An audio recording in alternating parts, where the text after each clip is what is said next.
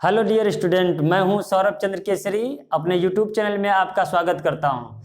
Offline पढ़ाते पढ़ाते मैं भी थक गया था दोस्तों। अब आपके लिए मैं आया हूं इस यूट्यूब के प्लेटफॉर्म पे और आपको केमिस्ट्री सिखा करके ही मानूंगा दोस्तों। पहली बात, 11th क्लास का ये केमिस्ट्री है और पहला चैप्टर है हम लोगों का रसायन विज्ञान की कुछ मूलभूत अवधारणाएं। ये एनसीईआरटी का ही चैप्टर है दोस्तों, एनसीईआरटी का ही हम लोग चलेंगे। लेकिन यहाँ पर मैं थ्योरी पार्ट बिल्कुल नहीं कराने वाला हूँ। जहाँ पर टेक्निकल चीजें हैं, जहाँ पर समझने वाली चीजें हैं, बस उन्हीं का हम लोग अध्ययन करेंगे। बात करते हैं, जैसा कि चैप्टर का नाम है कुछ बेसिक कंसेप्ट, तो बेसिक कंसेप्ट का डायरेक्ट मैं बुक से नहीं ले रहा हूं दोस्तों। मैं बेसिक कंसेप्ट आपको समझाना चाहता हूं और कुछ नई बातें बताना चाहता हूं। नई के साथ साथ हो सकता है आप उस चीज को पढ़ भी चुके हों, लेकिन फिर भी जो मैं बताने वाला हूं अगर आप उसको शुरुआत से पढ़ रहे हैं तो निश्चित रूप से आपको केमिस्ट्री पढ़ने में बहुत ही मजा आएगा और केमिस्ट्री धीरे धीरे आपको आसान लगने लगेगी। तो चलिए स्टार्ट करते हैं दोस्तों। ये देखिए, बेसिक कंसेप्ट के लिए हमें क्या पता होना चाहिए। पहली बात क्या है कि कम से कम आप कम से कम 1 से लेकर के दोस्तों आपको कितना आना चाहिए, 30 तक के तत्व ये याद हो जाने चाहिए दिमाग में। तत्व ही नहीं बल्कि इसके परमाणु क्रमांक और परमाणु द्रव्यमान दोनों याद होने चाहिए आपको। और मैं कम से कम 20 तक तो आपको यूं चुटकियों में याद करा दूंगा दोस्तों, लेकिन मेरी बातों को समझिएगा। ये क्लियर हो गया। दूसरा बात क्या है, दूसरी बात यह है आपके पास हमें समझने के लिए ये चीजें जाननी बहुत जरूरी है कि ये शब्द क्या है। ये केमिस्ट्री के कुछ शब्द आते हैं, परेशान करते हैं। परमाणु, ये एटम क्या है।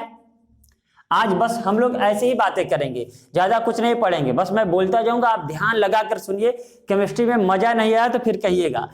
पहला है, कम से कम आप 1 से 30 तक तत्व याद करिए, वो याद कराने की जिम्मेदारी मेरी है। दूसरा क्या है, परमाणु क्या है ये समझेंगे। परमाणु के बाद दोस्तों समझेंगे कि अणु क्या है। ये क्या है दोस्तों, अणु। अणु क्या है मतलब मॉलिक्यूल। मॉलिक्यूल्स क्या है दोस्तों ये जानेंगे। इसके बाद में दोस्तों मॉलिक्यूल्स के बाद एक चीज तो छूट ही गया, तत्व। सबसे बड़ी बात कि तत्व क्या है, एलिमेंट। एलिमेंट्स क्या है। अब इसके बाद में आपको क्या सीखना है दोस्तों, एलिमेंट्स के बाद मैटर, ये पदार्थ क्या है। मैटर, ये पदार्थ क्या है। इतना आप सीखेंगे तो उसके बाद में आपको क्या बताया जाएगा, विलयन क्या है। विलयन मतलब मिश्रण, मिश्रण में समांगी और विषमांगी। जब इतना आप सीख लेंगे तो धीरे धीरे मैं आपको वो भी सिखा दूंगा कैसे परमाणु भार याद किया जाता है, कैसे द्रव्यमान संख्या के बाद मोलर द्रव्यमान निकाला जाता है। और यही इस चैप्टर में सिखाया गया है, कैसे सार्थक अंक निकाला जाता है। सार्थक अंक होता है क्या है, कोटिमान होता है क्या है, सार्थक अंकों का जोड़ कैसे करते हैं, सार्थक अंकों का गुणा कैसे करते हैं, सब कुछ आपको आ जाएगा। तो बात करते हैं ये परमाणु से।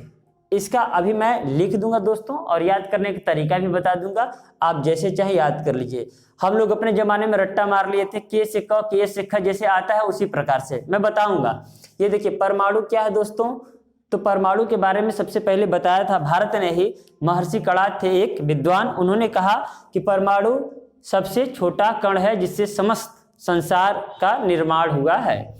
फिर उसके बाद में आ जाते हैं आपके 19वीं सदी में डाल्टन चाचा। डाल्टन चाचा कहते हैं कि the smallest particle of the universe या अर्थ, तो वो क्या कहलाता है, एटम कहलाता है। मतलब सबसे छोटा पार्टिकल क्या है, परमाणु है। उन्होंने भी वही बात कह दी, लेकिन कुछ नया चीजें बताई। उन्होंने नया चीजें क्या बताई, डाल्टन ने बताया कि परमाणु सबसे छोटा कण है, ठीक है, और परमाणु ही रासायनिक अभिक्रिया में भाग लेता है। ये आज भी सत्य है। भले ही परमाणु सबसे छोटा कण है, ये सत्य नहीं है, लेकिन ये बातें निश्चित रूप से सत्य है। उन्होंने कुछ और बातें बताई। उन्होंने यह बताया कि एक ही प्रकार के परमाणुओं का द्रव्यमान एक ही जैसा होता है, और दूसरी बात बताई कि विभिन्न प्रकार के परमाणुओं का द्रव्यमान विभिन्न होता है। लेकिन देखा गया बाद में दोस्तों, खोज हुआ तो अब इनका थ्योरी थोड़ा सा गड़बड़ा गया है। गड़बड़ क्या हो गया है कि अब जैसे समस्थानिक पढ़ेंगे, समस्थानिक का खोज हो गया तो आप देखेंगे कि समान परमाणु क्रमांक होता है लेकिन द्रव्यमान संख्या भिन्न भिन्न होता है। जैसे हाइड्रोजन का 1 और एटॉमिक मास भी 1 होता है, हाइड्रोजन का, उसी हाइड्रोजन में जिसको कहते हैं भारी जल ड्यूटेरियम, तो आप देखेंगे 1 होता है एटॉमिक नंबर और 2 होता है एटॉमिक मास। ट्राइटियम 1 होता है एटॉमिक नंबर और 3 होता है एटॉमिक मास। तो आप देखेंगे कि इनका थियरी थोड़ा सा गड़बड़ हो गया, लेकिन फिर भी लगभग 90 सालों तक इनकी यह थियरी चलती रही। सभी लोगों यही मानते रहे कि नहीं, परमाणु ही सबसे छोटा कण होता है। लेकिन जैसे ही एंट्री होती है सर जे थॉमसन की, तब पता चलता है कि एटम नहीं बल्कि एटम से कोई छोटा पार्टिकल होता है और उसी का नाम इलेक्ट्रॉन है दोस्तों।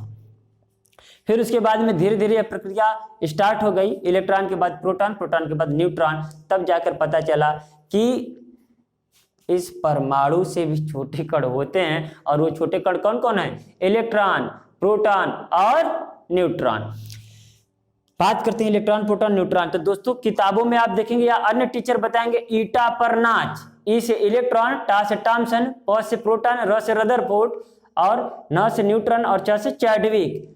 लेकिन यहीं पर थोड़ा सा गड़बड़ हो जाता है दोस्तों की पर प्रोटॉन के रदरफोर्ड नहीं है बल्कि कौन है? गोल्डस्टीन है। आपके दिमाग में यह बातें याद होनी चाहिए। जब हम लोग परमाणु संरचना पढ़ेंगे तो डिटेल में उसके बारे में जानेंगे। फिलहाल आप परमाणु के बारे में समझ गए होंगे। परमाणु के बाद बात करते हैं अणु की। सॉरी, ये अणु क्या होता है दोस्तों?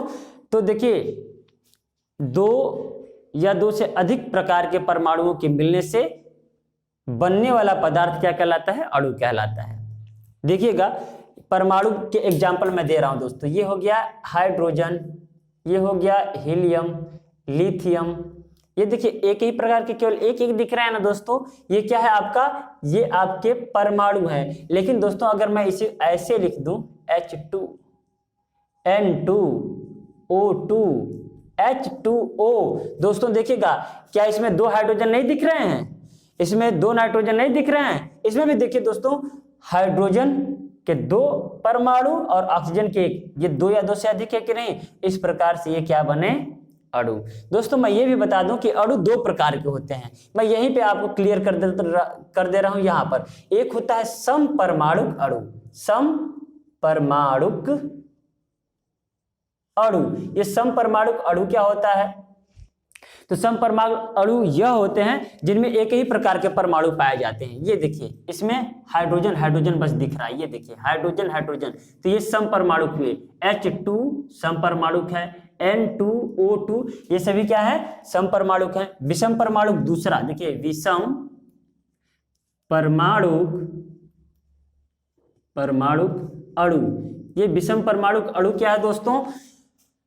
तो जब 2 अलग अलग प्रकार के परमाणु आपस में मिल करके एक अणु का निर्माण करते हैं तो वो कहलाता है विषम परमाणुक अणु। ये देखिएगा इसमें N है, इसमें H है, तो अलग अलग हैं दोस्तों, इसलिए हम इसे कहेंगे विषम परमाणुक अणु। उम्मीद करते हैं ये दोनों समझ में आया होगा। अब देखिए ये तत्व क्या है दोस्तों? यहां पर भी थोड़ा सा कंफ्यूजन होता है। तो तीसरा तत्व के बारे में पढ़ेंगे कि वह शुद्धतम पदार्थ जो केवल एक ही प्रकार के परमाणुओं का बना होता है उसे तत्व कहते हैं। अब देखिए हमने कहा कि ऐसा पदार्थ जो केवल और केवल एक ही प्रकार के परमाणुओं का बना होता है। तो एक ही प्रकार के परमाणु बनने का तात्पर्य क्या है दोस्तों? कि मतलब अगर उसमें H है तो H के अलावा कुछ होना ही नहीं चाहिए। देखिएगा जैसे मैंने कह दिया ये क्या है? ये तत्व है दोस्तों। लेकिन दोस्तों अगर मैं ऐसे कह दूं तो ये भी तो तत्व है। क्या इसमें हाइड्रोजन के अलावा कुछ आपको दिख रहा है? कुछ नहीं दिख रहा है। इसका मतलब ये भी क्या है? तत्व है। लेकिन अगर दोस्तों मैं इसको ऐसे लिख दूं H2O तो ये तत्व नहीं है दोस्तों। ऐसा क्यों नहीं है? क्योंकि इसमें हाइड्रोजन और ऑक्सीजन दोनों दिख रहे हैं। और तत्व की कौन कहलाते हैं? जो केवल एक ही प्रकार के परमाणुओं से बना हो। ये देखिए H2 H के 2 परमाणु से बना है, लेकिन क्या है तो H ना। ये देखिए S8 में लिख रहा हूं, ये भी तत्व है दोस्तों। भले ही अणु है लेकिन ये तत्व है। क्यों? क्योंकि यह एक ही प्रकार के परमाणुओं से मिलकर के बना हुआ है। इसमें सल्फर के 8 परमाणु हैं। तो अतः एक प्रकार के परमाणुओं से बनने वाले शुद्ध पदार्थ को तत्व कहते हैं। तत्व को भी तोड़ा नहीं जा सकता है दोस्तों, तत्व का विखंडन नहीं किया जा सकता है। उम्मीद करते हैं आपको तत्व भी समझ में आ गया होगा। अब आज के बाद कभी भी इस तरीके से आए कि इन दोनों में से तत्व कौन है, तो बताएंगे दोनों ही तत्व हैं। अब देखिए पदार्थ किसे कहते हैं, सबसे अंत में हमने पदार्थ को लिया, जबकि लेना चाहिए था सबसे पहले, लेकिन कोई बात नहीं है। आपके आसपास जो कुछ भी दिखाई देता है दोस्तों, आप जिसे महसूस भी कर सकते हैं, वही पदार्थ है। इसकी कुछ गुण होते हैं। पदार्थ स्थान छेकते हैं, उनमें कुछ भार होता है, कुछ द्रव्यमान होता है। तो जो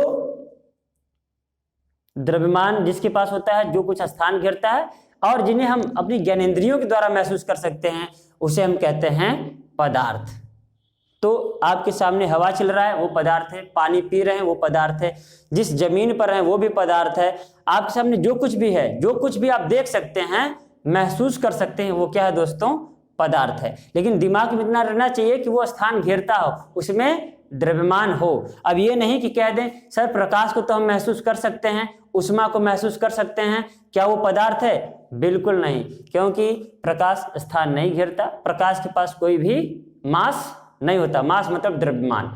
ठीक है दोस्तों, तो ये बेसिक मोटा मोटी बातें थी और वीडियो मैं ज़्यादा लंबा कर नहीं सकता हूं दोस्तों, क्योंकि मेरे पास अभी उतनी व्यवस्थाएं नहीं हैं।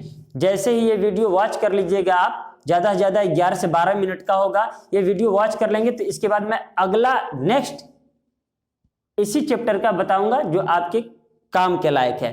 कि बताऊंगा क्या, जैसे कैसे पता करें कि अणु भार इसका कितना होगा, प्रतिशत संगठन आता है आप में।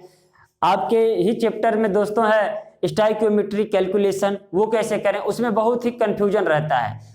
रासायनिक संयोजन के नियम क्या है, यहाँ से क्वेश्चन भी बनते हैं, यहाँ से हम लोग करेंगे। सार्थक अंक क्या होता है, यहाँ से क्वेश्चन बनते हैं, ये सब हम लोग करेंगे। एक और बता देता हूँ मिश्रण क्या होता है दोस्तों। तो 6वें नंबर पर मैं ले लेता हूँ मिश्रण। तो मिश्रण क्या होता है दोस्तों, देखिएगा, इसके बाद भी एक और ले लूंगा, कम से कम 15 से 20 मिनट हो जाए कि आप भी देखने में आपका भी मन लगे। देखिए मिश्रण क्या होता है, मिक्सचर, 2 या 2 से अधिक पदार्थ जब किसी भी अनुपात में मिल जाएं तो उसे क्या कहते हैं, मिश्रण। लेकिन याद रहे दोस्तों, ये एक नया उत्पाद न बनाएं। अगर नया उत्पाद बना देंगे तो वो यौगिक हो जाएंगे। मिश्रण की यही एक विशेषता है कि ये नया उत्पाद नहीं बनाते हैं। तो 2 या 2 से अधिक पदार्थों के किसी भी अनुपात में मिल जाने से जो नया पदार्थ बनता है वो मिश्रण कहलाता है। मिश्रण किसी नए पदार्थ का निर्माण नहीं करता है। मैंने नया शब्द पहले भी यूज कर दिया दोस्तों, लेकिन नया अगर बनेगा तो वो हो जाएगा यौगिक। जैसे अगर हम पानी में चीनी मिला दें तो वो पानी चीनी को बाद में अलग भी कर सकते हैं, इसमें कोई दिक्कत नहीं है। तो मिश्रण उम्मीद करते हैं समझ में आ गया होगा। मिश्रण 2 प्रकार के होते हैं, मैं लिख देता हूं। एक होता है, आप 9-10 में भी पढ़े हैं दोस्तों, एक होता है समांगी मिश्रण, समांगी मिश्रण, और एक होता है विषमांगी मिश्रण, विषमांगी मिश्रण। देखिए समांगी मिश्रण किसे कहेंगे दोस्तों, यही तो विलयन है, यही तो विलयन कहलाता है। अरे विलयन होता क्या है, समांगी मिश्रण। कैसे सर, अब आप बताइए, अगर हम ग्लास लिए, इसमें पानी है, इसमें अगर चीनी मिला दे, घोल दें, तो क्या चीनी दिखेगा क्या? चीनी नहीं दिखेगा। इसमें दिखाई क्या दिया, केवल और केवल पानी दिखाई दिया। अर्थात ऐसा मिश्रण जिसकी एक प्रावस्था हो। एक प्रावस्था का मतलब क्या है, हमें केवल एक चीज दिखाई देता हो, उसे हम कहेंगे समांगी मिश्रण। अर्थात इसी का उपनाम क्या हो जाएगा, सॉल्यूशन, विलयन। अब दूध में पानी मिला देंगे दोस्तों, तो आपको पानी क्या अलग से दिखेगा? बिल्कुल नहीं दिखेगा। इसका मतलब दूध और पानी का मिश्रण क्या है, समांगी मिश्रण। अर्थात वही क्या है, विलयन। आजकल आप देखेंगे कोल्ड ड्रिंक ज्यादातर लोग प्रीफर करते हैं, पीते हैं। कोल्ड ड्रिंक में दोस्तों कार्बन डाइऑक्साइड भी मिलाई जाती है। क्या आपको कार्बन डाइऑक्साइड दिखती है क्या? नहीं दिखती है। जब कार्बन डाइऑक्साइड नहीं दिखती है, इसका मतलब वो कैसा विलयन है, समांगी मिश्रण है। वो क्या है, विलयन है। कैसा मिश्रण है दोस्तों, समांगी मिश्रण है। उम्मीद करते हैं समझ में आ गया होगा। अब बात करते हैं विषमांगी मिश्रण का। तो विषमांगी मिश्रण क्या है दोस्तों, ऐसा मिश्रण जिनकी प्रावस्था 1 से अधिक हो। 1 से अधिक का मतलब क्या होता है कि जितने भी मिश्रण हैं उनमें से सभी पार्टिकल आपस में दिखाई देंगे। पानी में बालू मिला दीजिए, पानी में मिट्टी मिला दीजिए, पानी में कोई कंकड़ मिला दीजिए, आपको दिखाई देंगे सभी दिखाई देंगे। इसका मतलब वो क्या हो गया, विषमांगी मिश्रण। उम्मीद करते हैं आपको ये समझ में आया होगा और ये सेशन अच्छा लगे दोस्तों तो इसे शेयर करिएगा, मेरे चैनल को सब्सक्राइब करिएगा। और ऑफलाइन भी क्लास चलता है मेरा दोस्तों, अगर कभी भी ऑफलाइन पढ़ने की इच्छा हो, मुझसे पढ़ने की इच्छा हो तो ये नंबर है दोस्तों, इस पर आप एक बार जरूर कॉन्टेक्ट कर लीजिएगा। ये मेरा नंबर है दोस्तों, ये व्हाट्सएप नंबर है, आप बस इस पे मैसेज कर दीजिएगा कि मैं पढ़ना चाहता हूं सर, मैं बता दूंगा कोचिंग का पता दोस्तों 8874938500। मिलते हैं नेक्स्ट वीडियो में, तब तक के लिए नमस्कार।